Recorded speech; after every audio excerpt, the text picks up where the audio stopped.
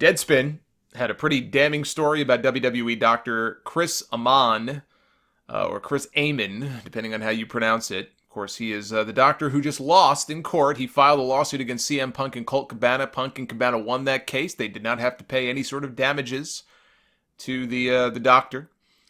And then this story comes out. This is David Bixenspan over at Deadspin. The week before the trial, Amann filed a number of motions with the intent of making sure that various issues could not and would not be brought up before the jury.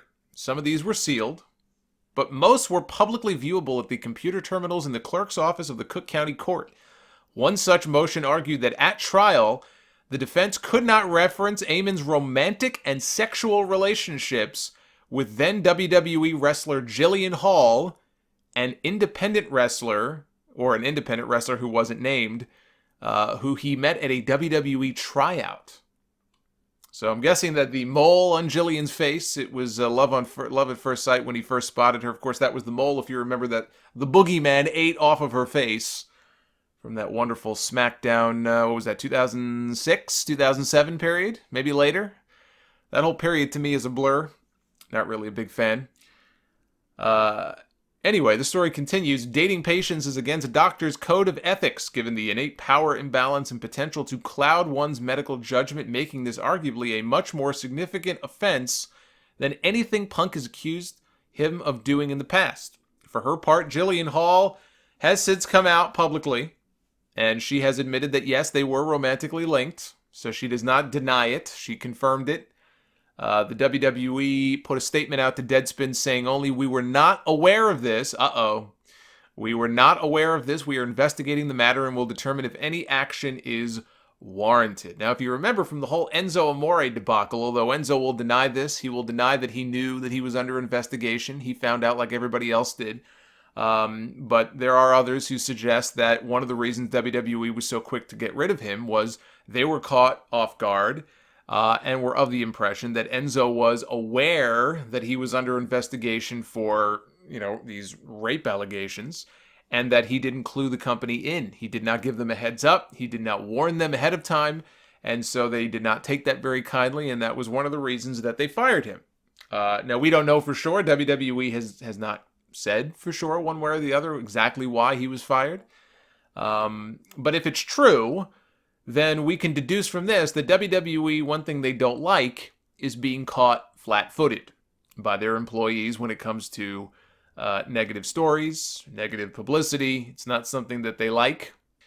Now, supposedly, Amann is under contract to WWE through October.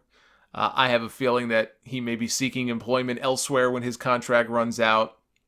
He has caused a few embarrassing moments now for this company. And after a story like this, honestly, I would be shocked if they didn't cut ties with him and move on. I've seen some people saying, what's the big deal? He's a grown adult, two consenting adults. They were in a relationship. It's no different than any other inter-office relationship. Well, it is different because, again, he's a doctor.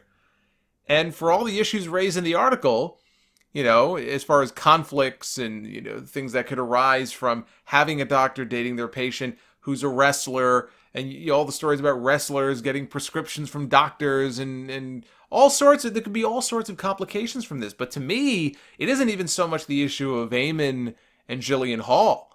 It's the fact that apparently this guy was having sex with at least, based on this, we know of at least one, I guess, female who was not even under contract to WWE but came in for a tryout.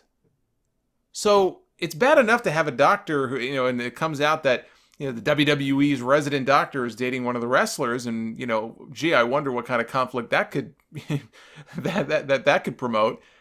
But if this guy was having sex with women who came in for tryouts, who didn't even get jobs, to me, that just makes this so much worse. I don't see how you can defend this.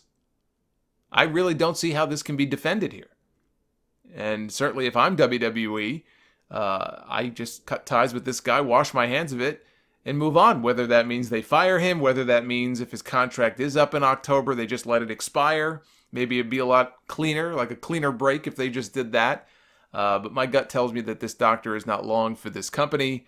And CM Punk is sitting somewhere and smiling, because the reality is this: these motions that were being filed and everything else, none of this would have ever come out had Amann not filed suit in the first place against Punk and Cabana. None of this ever would have come out.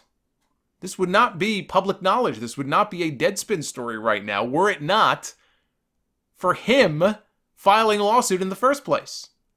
So, not only, it's his own fault anyway. It's his own responsibility if he did this. But really, he's got absolutely nobody to blame for this but himself. Whatever happens here, whatever the outcome is, the only person to blame is him. And there was one person on Twitter, I can't take credit for this, but there was one person on Twitter who I thought just had the line of the week when this story first broke. And I wish I had written the person's name down. I think it was Justin something, but he was the first person on Twitter who I saw go with this as soon as the story broke. The headline, "When Amann Loves a Woman." I got to tell you, it didn't take very long either. This story broke, and within 10 minutes, I think I saw that. People are very creative. They're very clever. So yes, when Amann loves a woman, it can cause all sorts of problems, as it is doing here for Dr. Amann.